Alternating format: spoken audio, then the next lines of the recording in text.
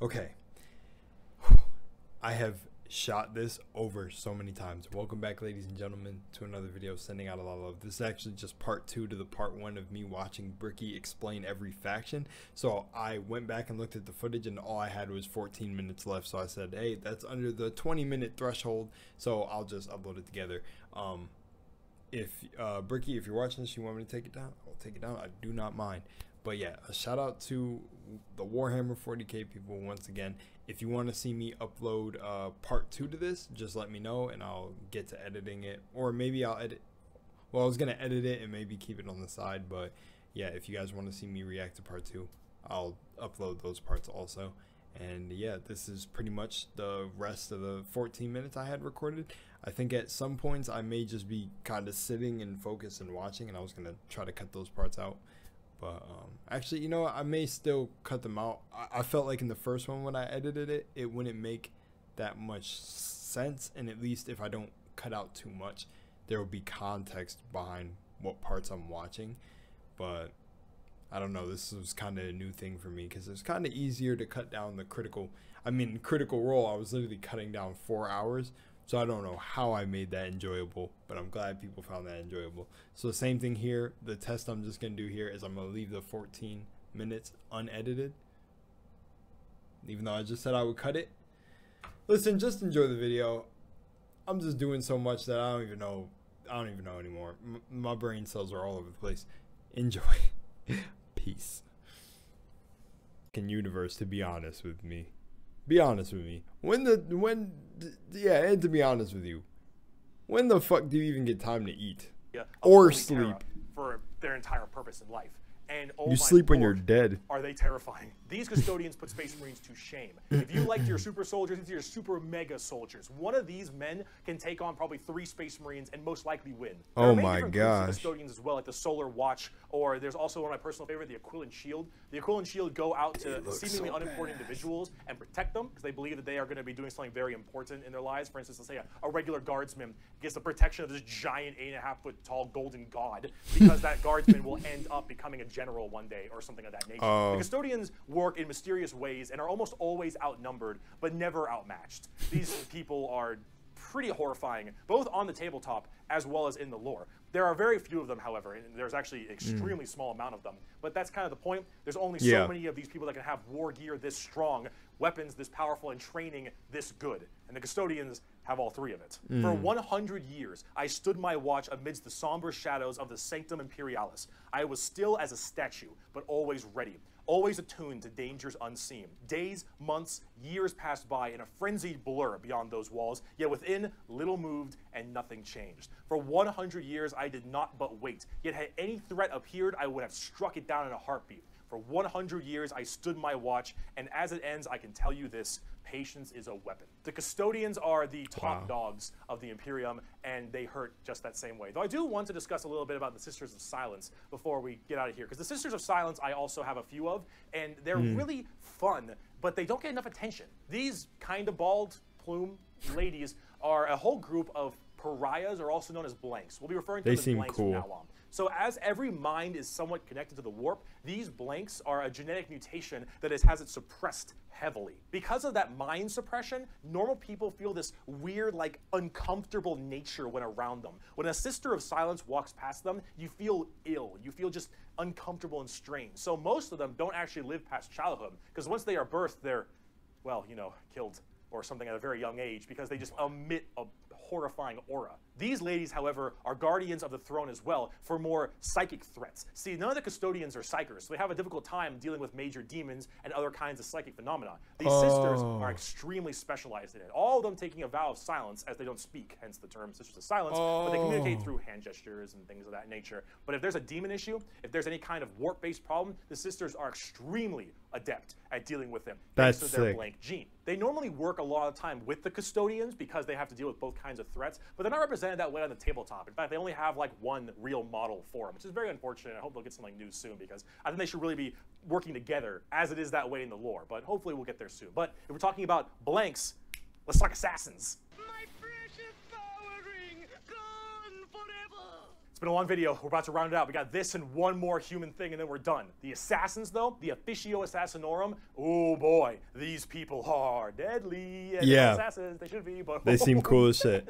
They definitely seem cool as shit. Mess you up. So these are from the Officio Assassinorum, a very special organization. I love Bricky. And they are handpicked by the Grand Master of the Officio Assassinorum from the, what was it called? Schola Progenium. It's basically an orphan school. Your parents got murdered by demons or something, you get sent to this and you get trained to be whatever. Tempestus Drop Troop, an Inquisitor maybe even. Maybe you get a blank gene and you get thrown into the Sisters of Silence, or sometimes you just disappear. When you are taken, however, you go to one of 4 temples because the Assassinorum works in the temple style of things. These temples are the Vindicare, Caluxus, Calidus, and I don't know why I made that reaction. I'm obviously knowing this universe by now. I'm not shocked. Jesus. Temples. We'll start with the Vindicare. I'm far away. I've been sitting here for 3 weeks. Poof! The Vindicare Temple is the main sniper-based temple. Gigantic sniper rifles for all these assassins. Their whole point is to be able to be in a spot and sit there, eye and scope, for weeks, waiting for their perfect target, taking people out from literal miles away after extremely long time periods. The Vindicare Temple is about precise perfect aim. There have been reports of Vindicares being able to single out particular body parts from over 2-3 miles away. Temples in the head, the jugular, for instance, and been sitting there after weeks. And when they're ready, take that shot, time is done, packs them up. The Calidus Temple, however, is a lot more about shape-shifting and deviant art. It's mostly a female-based one, or at least it seems to be, and this allows a lot of body augmentation for certain individuals to be able to kind of transmorph themselves and infiltrate areas that are problems. These assassins will end up taking missions that take them years, 2-3 years, to infiltrate a heretical group and slowly work their way up, just to get enough time to put a bullet into the main target's head and then escape unharmed. Or become the main target and sabotage it from within. These are all completely about deception, mind tricks, polymorphing, and everything in between. And lots of drawings, lots of drawings. The Eversor Temple, just kind of disturbing one. The Eversor Temple is about when you don't want anything to come back alive, friend or foe. You want it all dead. And Eversor is psychogenically conditioned with just psychotherapy and psychological torture to only feel violence, hatred, and anger. It does the Clockwork Orange style of thing of just making you forced to watch never-ending pain and misery and psycho conditioning, I guess is the term. And then they pump you full of tons of psychedelic drugs and they cryo-freeze you. And then they drop you in an area where they just want to make sure everything is dead. And then you defrost, full of just all this insane, mind-boggling psychotherapy and psychedelic drugs, and you just go to town. Yeah, if you don't care if anyone comes back alive. You're like, all right, lost cause, send them in. Finally, there's the most bizarre temple, the Caluxus Temple. The Caluxus assassins are feared even among the other temples. So that blank gene, the people will go to the Caluxus Temple with this as well. And this is where they can harness that to be massively anti-psyker, or even just anti-regular people. They are seen with extreme fear and distrust among many, many people. They are described by the Eldar, by quote, as being pure evil. Imagine that uncomfortable feeling from that blank gene I mentioned, and then imagine them being taught and given equipment to amplify it by 100. If normally regular people feel uncomfortable, now they are basically akin to being a siren wailing directly in your ear. And if you're a psyker, oh no, the sheer presence of a Caluxus assassin is enough for you to tear your skin off. You will rather gouge your eyes out and rip your nails off than even being near this person. The Caluxus assassin is when you want psychers to literally lose their minds, and they will go on their knees and ask you to gun them down because it is a suitable choice over being anywhere near you. The motto of that temple is, that which is unknown and unseen commands the greatest fear. Now, for the tabletop, assassins aren't that special. Quote. You can call them in no matter what Imperium faction you are, and they do a lot of work for themselves, but at the same time, they're very specialized and require a lot of finesse. And they work the way you generally want them to, though. You want to cause some distortion and weird stuff, you take a Calidus. You want to just murder swaths of infantry and then blow up Eversor. You want to kill that one guy, Vindicare, and if you have a lot of psychers, Caluxus. It's a nice little, like, jack of all trades if you have a specific thing you want to kill. That's and cool. You can choose which is really fun. But now, let's talk about the last human faction. We can round this video out before we do part 2, the Inquisition. We have a lot to talk about with them. There we go. Oh boy. Where do I even begin with the Inquisition? Take every secret police you can think of. The KGB, the Gestapo, the CIA, FBI, any of these kinds of people. And then mark it up by about 10 and give them the most power in the entire Imperium. You know what? How about this? This right here, it's not just a quote. This is the Imperial motto, the motto of the Inquisition. Let's hear it. Let's hear it. For my bad pronunciation. Let's hear it. Innocentia nihil probat. Innocence proves nothing. The most powerful organization in the Imperium, the secret police, their #1 motto is innocence proves nothing. The Inquisition goes around like the secret police or like detectives to find issues in the Imperium. And they have different ordos depending on which one we're talking about. The Ordo Hereticus, the Ordo Xenos, they the look Ordo Malleus, sick, for instance, and a whole bunch of other ones. Hereticus is obvious, they deal with heretics. Xenos tries to find alien threats, and Malleus is demons. They all have different specializations in what they're trying to go for as this Inquisitor. And that's what they're called, Inquisitors. Each of them, as an Inquisitor, has their own free reign to do as they wish. They may have a ship and a crew, and they go out to find problems and interrogate people a lot. They are above the law in every department over Space Marines. Now, the Space Marines might argue against them and stuff, and there might be a lot of blowback, but technically they are above them as Inquisitors.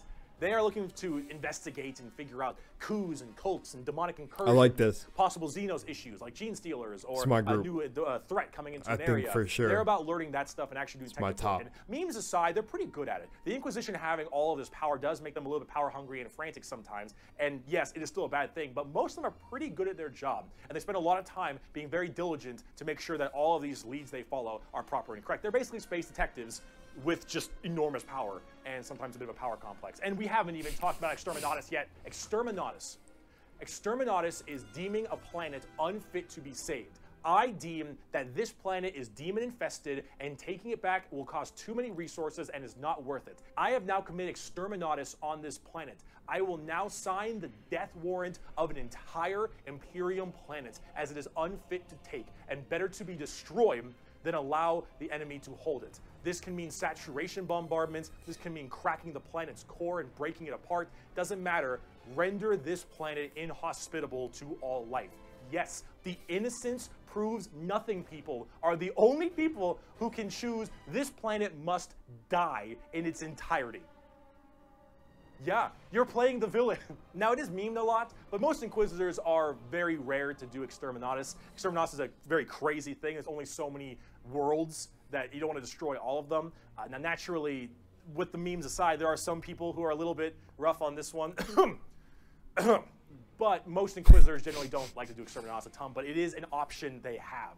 And it's a crazy option when you think it's crazy. Secret Police Inquisition are unfortunately not represented on the tabletop very much. You generally kind of put one in your army if you feel like it. You have a couple special options there and some side content, but they're not really fleshed out very well, and personally they need a lot more stuff put in there, and they really need a lot more effort put into them, and they're not quite where I want them to be. Overall, the Inquisition makes for a lot of the best storytelling as well, because it's a little bit hard to talk about a big story of a whole bunch of Space Marines killing something. Right? It's just a big battle story. It's not as interesting. Having that intrigue and that moral dilemma that an Inquisitor has makes for a lot better media. And honestly, the more people do it, I think it's better, because then it adds a little more humanity to the Warhammer horrible, horrible grimdarkness. And wow, we just finished the humans, all right? Come back for part 2 when we talk about Chaos and Xenos, because we got to talk about the 4 Chaos Gods and all the Chaos Marine Legions and the Tau and the Necrons and the Orcs, and oh boy, we got a lot. I'll see you in part 2. Yeah, for sure. Oh my goodness, that was freaking crazy. Holy moly. That was insane. Well, much love and light. This has been that one. Holy moly, there's a lot. Oh.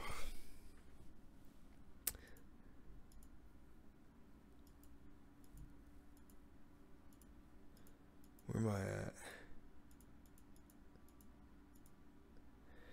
Okay. So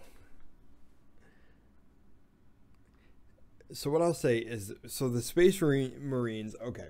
So I said, I think these were the ones that I said were boring in the beginning.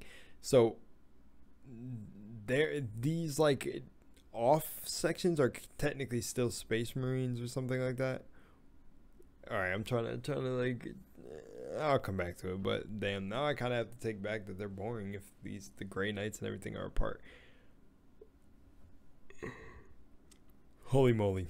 There was a lot there. I want to hop straight into part 2. But I think I'm going to save part 2 for another time. And yeah, holy moly. This was awesome. This was crazy. I don't even know what to say. Yeah, I think I'm just going to end it. I don't even know what to say. Much love and light. This is intense. There's a lot of lore here. But it's awesome. I think the Inquisitors... Inquisitors are my favorite by far right now. I think they are my favorite. They're my favorite, and then were the Grey Knights were the Psykers, right? They were my favorite by far so far. Grey Knights and Inquisition. Oh, and the Sisters. Sisters were sick. All right. Oh man, that's a lot. All right, I am out of here. Hope you enjoyed. Peace out.